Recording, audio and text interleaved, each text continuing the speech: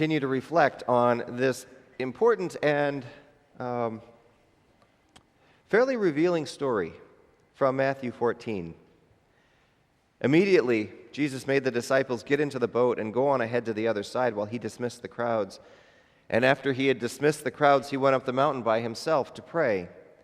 When evening came, he was there alone. But by this time the boat, battered by the waves, was far from the land, for the wind was against them. And early in the morning he came walking toward them on the sea. But when the disciples saw him walking on the sea, they were terrified, saying, "It is a ghost!" And they cried out in fear. But immediately Jesus spoke to them and said, "Take heart, it is I. Do not be afraid." Peter answered him, "Lord, if it is you, command me to come to you on the water." And he said, "Come." So Peter got out of the boat, started walking on the water, and came toward Jesus. But when he noticed the strong wind, he became frightened, and beginning to sink, he cried out, "Lord, save me." Jesus immediately reached out his hand and caught him, saying to him, "You have little faith. Why did you doubt?" When they got into the boat, the wind ceased, and those in the boat worshipped him, saying, "Truly, you are the Son of God." This is the gospel of the Lord. I invite you to please be seated. Dr. Giroux thought I was lost.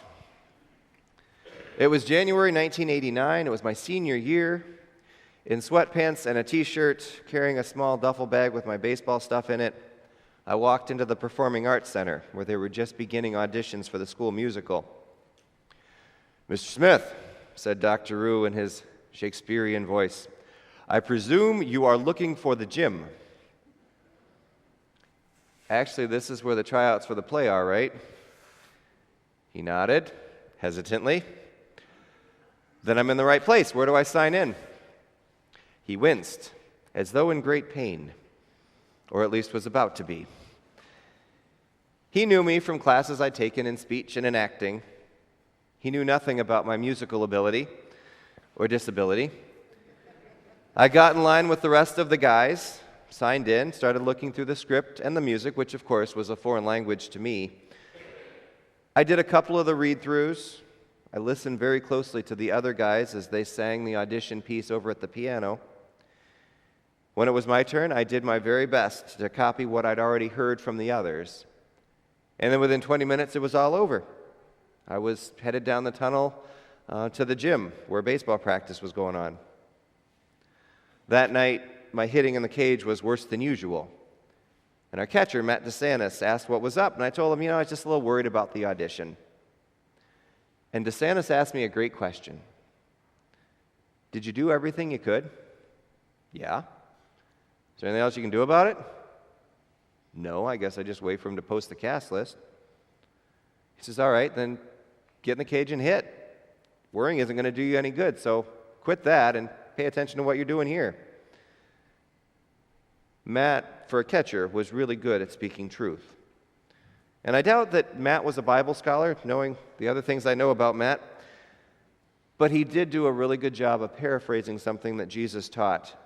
Jesus asked the question, "Can any of you, by worrying, add a single hour to your life?" Why worry? If you've done everything you can, then worrying really is just a waste of energy. But we do it. And a lot of times we do it in silence. Worry is a form of chronic fear. If you've been reading in the book, maybe you've already read the part where John Ortberg says, "Worry is fear that has unpacked its bags and signed a long-term lease." Worrying is something that we do, but we don't necessarily talk about. We'll ask somebody, "Well, how are you?" "I'm fine." We do it all the time. But I'll tell you, just looking around and playing the percentages, there's someone in this room right now who's wondering if that friend or family member is actually going to pull through this time. There's someone in this room who's worried about whether or not that job interview went well. There's someone in this room who's worrying if there's even going to be a job next week. Someone in this room is worried about paying the bills next month. They're not sure if they're going to be able to do it. Someone isn't sure if they did well enough on that test last week. Someone's still wondering if that college decision was the right one. There's a lot of wonder and worry in this room. God knows. People who are doing it know, but we may not. But I can guarantee you that there are a lot of folks in this room who have those things that wake them up at 3 in the morning or won't let them sleep at all. Worry affects our relationships, our work, our thoughts. Worry affects even our faith. Worry is my proof that evil does exist in the world, because worry is that one thing that can cause us even to question God. Because at the base of worry is a question: can I trust God enough with this thing, whatever it is, that I can be okay with whatever it is comes next? Worry isn't about that thing that's right in front of us that scares us. Worry is that fear that lingers right around the corner, just beyond our sight, just out of reach. Worry is that nasty part of our imagination that figures out the worst possible result and then plays a really unfriendly game of what if. I don't think Peter was worried about stepping out of the boat. He may have been afraid, but I don't think he was worried. I don't think he was thinking about anything more than what was right in front of him that night. If he was worried in that chronic, ongoing concern for the future sense, he probably would have sat right back down in that boat if he would have even gotten in there to start with. Peter might have been afraid, but he wasn't worried.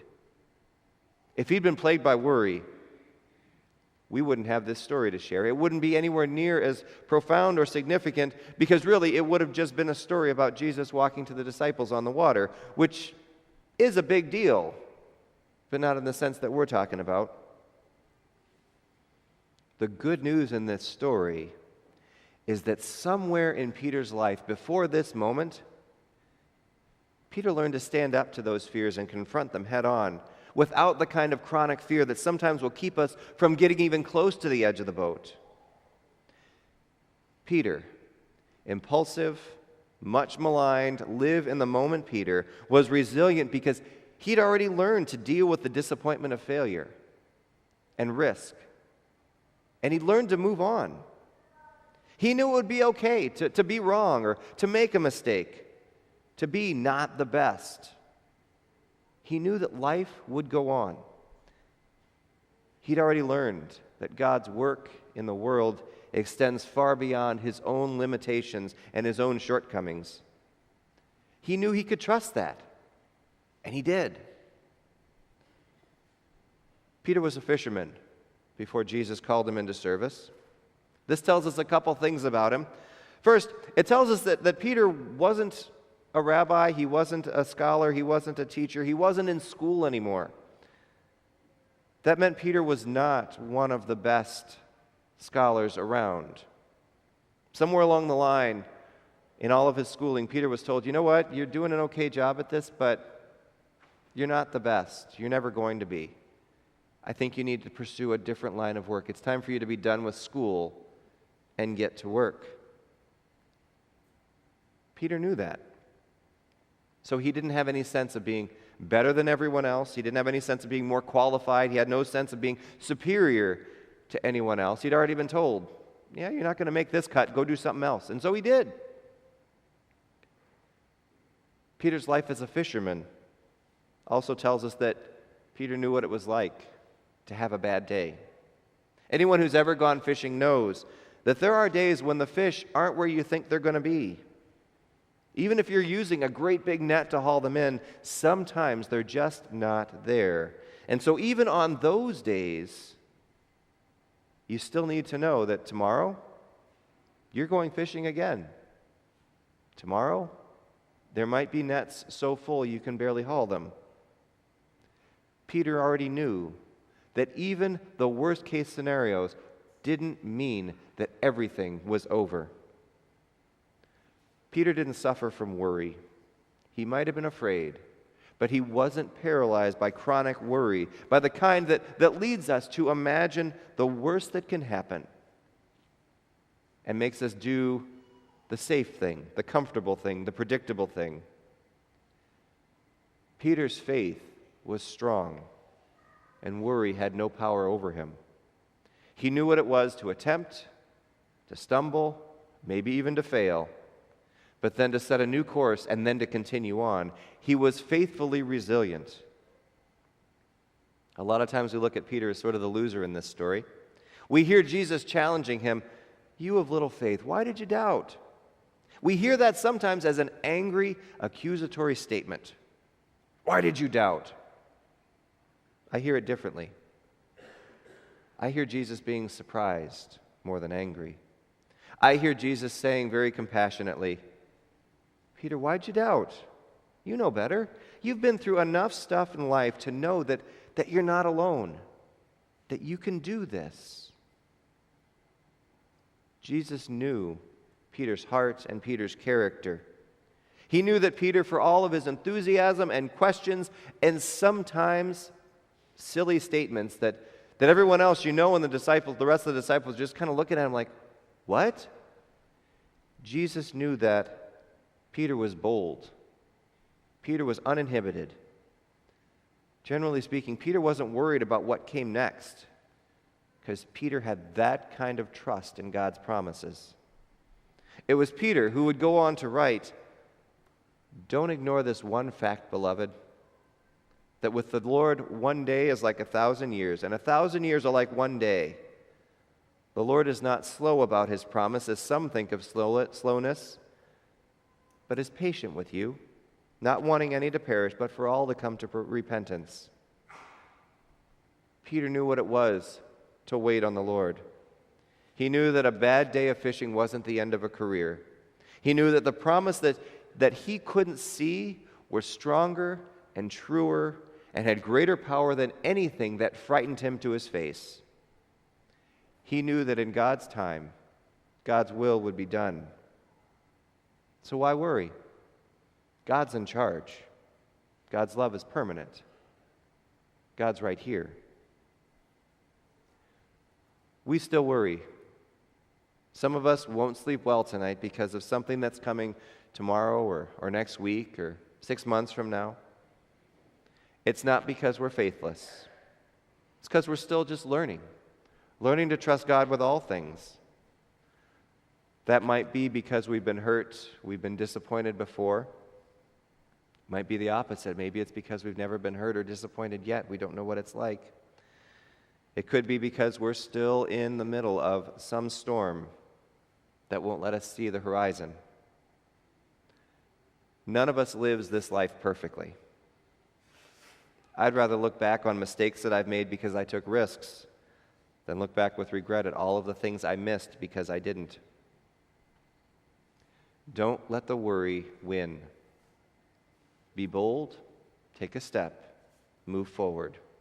Step beyond that paralysis of worry. God's known you since before you were you. God has that unique plan and purpose set for you, and you're not alone in discovering it. Hang on to what you know is true. Take steps to control what you can. Listen for Christ's voice in the storm. Trust that his hand is nearby when you stumble. Just so you know, I was worried for nothing in high school. Turns out we all made it into the musical, much to the chagrin of many. And it truly was one of the best things I ever did. I'm so glad I didn't let the worry beat me. Amen. Speaking of performing arts, last weekend we celebrated the Hometown Sampler and the great work that folks did for the food shelf. I've been in the Owatonna Auditorium the last 3 nights for 3 different events. The high school choirs and the All-City Choir on Thursday. Last night was Friday night was the Guy Noir Ballet. Last night I was there for the DECA and National Honor Society talent show. And it was so wonderful to see so many Trinity folks on stage, directing, in the audience, supporting, performing. So many gifted folks sharing their gifts in so many ways. It really is a blessing to see that. So I thank all of you who have ongoingly supported the various kind of arts in Owatonna, especially those of you who are willing to share your gifts up front or backstage somehow. But even more, I'm thankful to God for the creative ways that God gives us to express who we are in a number of different environments. So thanks be to God for that. Our worship continues with a collection of our offering.